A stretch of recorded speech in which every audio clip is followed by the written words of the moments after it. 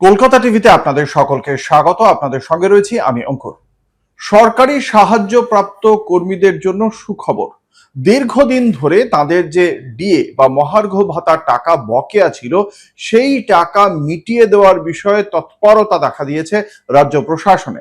রাজ্য প্রশাসনের পক্ষ থেকে সংশ্লিষ্ট দপ্তরের যে সমস্ত তথ্য প্রযুক্তির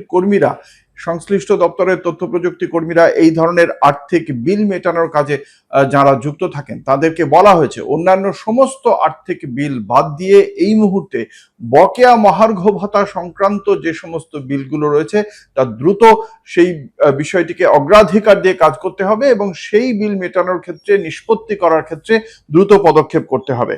এই সুপ্রিম কোর্টের নির্দেশ অনুসারে যে বকেয়া মহার্ঘ ভাতা ছিল তা দ্রুত মিটিয়ে দিতে বলা হয়েছিল। সেই অনুযায়ী গত মার্চ মাসেই সরকারি কর্মীদের এই বকেয়া মহার্ঘ ভাতার একটা বড় অংশ প্রভিডেন্ট ফান্ডে জমা হয়েছিল। একই সঙ্গে অবসরপ্রাপ্ত কর্মীদেরও সেই টাকা মিটিয়ে দেওয়ার ক্ষেত্রে যা যা তাদের ব্যাংক অ্যাকাউন্টে চলে গিয়েছিল। কিন্তু যারা গ্রান্ট ইন এইড বা সরকারি সাহায্য প্রাপ্ত যে সমস্ত কর্মীরা রয়েছেন, যে সমস্ত সংস্থায়, সেই সমস্ত কর্মীদের দিয়ে মেটানো তখনও পর্যন্ত হয়নি এবং সেক্ষেত্রেই এবার পদক্ষেপ করা হলো।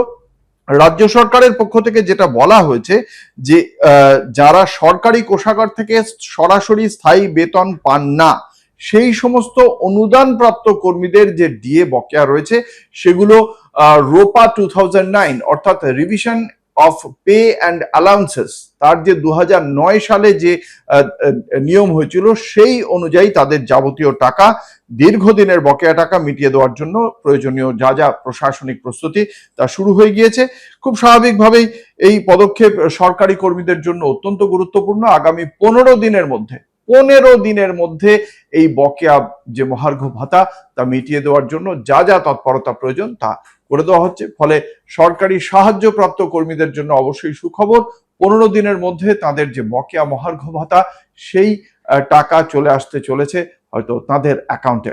এমনই সব খবরের জন্য দেখতে থাকুন কলকাতা টিভি, রাত দিন 7 দিন।